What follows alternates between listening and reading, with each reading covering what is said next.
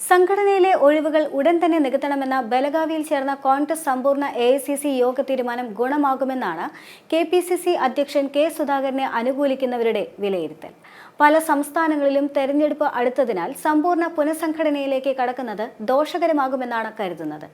ഈ വിലയിരുത്തലാണ് ഒഴിവ് നികത്താൻ തീരുമാനിച്ചത്. AICC തലം മുതൽ തന്നെ താഴെത്തട്ട് വരെയുള്ള സംഘടനാ സ്ഥാനങ്ങൾ ഉടൻ നികത്തണമെന്നതാണ് AICC അധ്യക്ഷൻ മല്ലികാർജ്ജുന ഖാർഗെ യോഗത്തിൽ ആവശ്യപ്പെട്ടത്. കഴിവുള്ള നേതാക്കൾ ഭാരവാഹികളായാലേ സംഘടനയെ ചലിപ്പിക്കാനാകൂ എന്ന പൊതു അഭിപ്രായം അനുകൂലിക്കാനാണ് സുധാകരന്റെയും കൂട്ടരുടെയും ശ്രമം. KPCC അധ്യക്ഷനെ അടക്കം മാറ്റണമെന്ന് ആഗ്രഹിക്കുന്ന പ്രതിപക്ഷ നേതാവ് VD സതീശനും കൂട്ടർക്കും യോഗ തീരുമാനം കനത്ത പ്രഹരമാണ്. രമേശ് ചെന്നിത്തലയുടെ നേതൃത്വത്തിൽ കോൺഗ്രസിൽ രൂപപ്പെടുന്ന പുതിയ അധികാര കേന്ദ്രവും ഇവരുടെ പ്രതീക്ഷ തകർക്കുന്നുണ്ട്. സാമുദായിക നേതാക്കൾ തലങ്ങും വിലങ്ങും വിമർശിച്ചിട്ടും ഒരു നേതാവ് പോലും സതീശന്റെ രക്ഷയ്ക്കെത്താത്തതും ചർച്ചയായി മാറുകയാണ്. ഹൈക്കമാൻഡിന്റെ നേരിട്ടുള്ള മേൽനോട്ടത്തിൽ കേരളത്തിലെ പ്രവർത്തനങ്ങൾ മുന്നോട്ട് കൊണ്ടുപോകണമെന്ന് ആവശ്യപ്പെടുന്നവരുമുണ്ട്. കൊടിക്കുന്നിൽ സുരേഷ് AICC യോഗത്തിൽ ഈ ആവശ്യം ഉന്നയിക്കുകയും ചെയ്തിരുന്നു. ഒപ്പം മറ്റു നേതാക്കളുമുണ്ടെന്ന് പറയുന്നുമുണ്ട്. കേരളത്തിൽ ചുമതലയുള്ള AICC ജനറൽ സെക്രട്ടറിമാർ പൂർണ്ണമായും KC വേണുഗോപാലിന്റെ നിയന്ത്രണത്തിലുമാണ്. പാലക്കാട് ഉപതെരഞ്ഞെടുപ്പിൽ BJPയിൽ നിന്ന് ചിലർ പാർട്ടിയിലെത്തിയതുപോലും അവസാന നിമിഷമാണ് പ്രതിപക്ഷ നേതാവ് മറ്റും അറിഞ്ഞത്. ഇത്തരത്തിൽ ഹൈക്കമാൻഡിന്റെ നിയന്ത്രണം മതി പാർട്ടിക്ക് എന്ന പക്ഷക്കാരാണ് ചിലരെങ്കിലുമുള്ളത്. കേരളത്തിലെ പാർട്ടി അഴിച്ചുപണി സംബന്ധിച്ച് ഹൈക്കമാൻഡിന്റെ നേതൃത്വത്തിൽ ചർച്ചയും തുടങ്ങിയിട്ടുണ്ട്.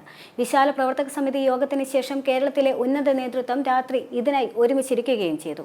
അഴിച്ചുപണി ഏത് തലം വരെ വേണം എന്നതിനെക്കുറിച്ച് സംസ്ഥാനത്തെ പ്രധാന നേതാക്കളുമായി ആശയവിനിമയം നടത്താനായി AICC ജനറൽ സെക്രട്ടറി ദീപാദാസ് മുൻഷിയെ ഹൈക്കമാൻഡ് നിയോഗിക്കുകയും ചെയ്തിരുന്നു.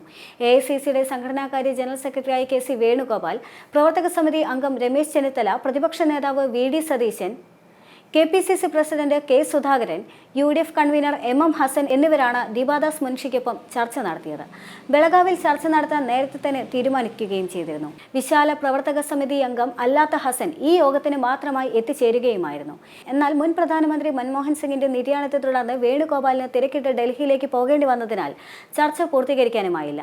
സോഷ്യൽ എഞ്ചിനീയറിംഗിനായി നടത്തുന്ന ശ്രമങ്ങൾ വിലയിരുത്തുകയും അത് ശക്തമാക്കാൻ തീരുമാനിക്കുകയും ചെയ്തു. തദ്ദേശ തെരഞ്ഞെടുപ്പ് തയ്യാറെടുപ്പിന്റെ സംഘടനാതല മുന്നൊരുക്കവും അവലോകനം ചെയ്തു. ഒടുവിലെ തദ്ദേശ ഉപതെരഞ്ഞെടുപ്പ് ഫലം UDF അനുകൂല സൂചനയാണ് നൽകുന്നതെന്നും നിയമസഭാ തെരഞ്ഞെടുപ്പ് വരെ ആ തരംഗം കൊണ്ടുപോകാൻ സംഘടനാ ദൗർബല്യങ്ങൾ പരിഹരിക്കണമെന്നും വിലയിരുത്തലുണ്ടായി.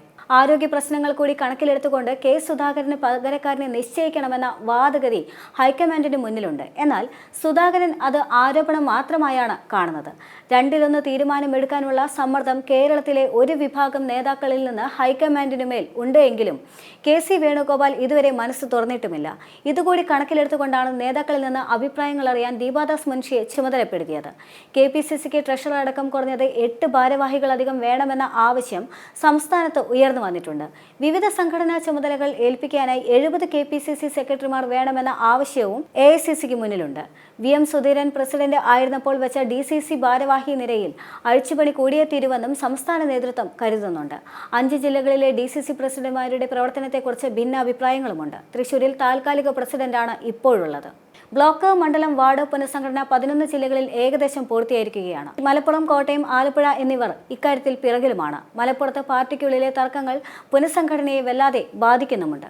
കോഴിക്കോട് പുതുതായി നിയോഗിക്കപ്പെട്ട വാർഡ് പ്രസിഡന്റുമാരുടെ ജില്ലാ സമ്മേളനം ജനുവരി 3 നടക്കാനിരിക്കുകയാണ്. എല്ലാ ജില്ലകളിലും ജനുവരിയിൽ തന്നെ സമാന സമ്മേളനങ്ങൾ ചേരണമെന്ന ലക്ഷ്യത്തോടെയാണ് KPCC ഇപ്പോൾ മുന്നോട്ട് പോകുന്നത്.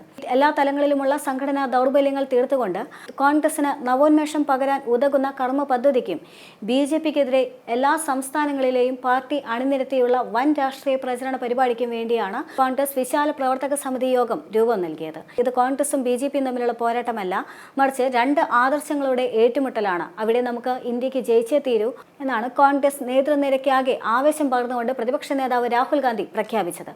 100 വർഷം മുൻപ് മഹാത്മാഗാന്ധി AICC സമ്മേളനത്തിന് അധ്യക്ഷത വഹിച്ച അതേ സമ്മേളന വേദിയിൽ ഗാന്ധിജിയുടെ ജ്വലിക്കുന്ന സ്മരണയിൽ ആവേശം കൊണ്ടാണ് 4 മണിക്കൂർ നീണ്ട നവസത്യാഗ്രഹ സമ്മേളനം എന്ന് പേരിട്ട യോഗം പിരിഞ്ഞത്.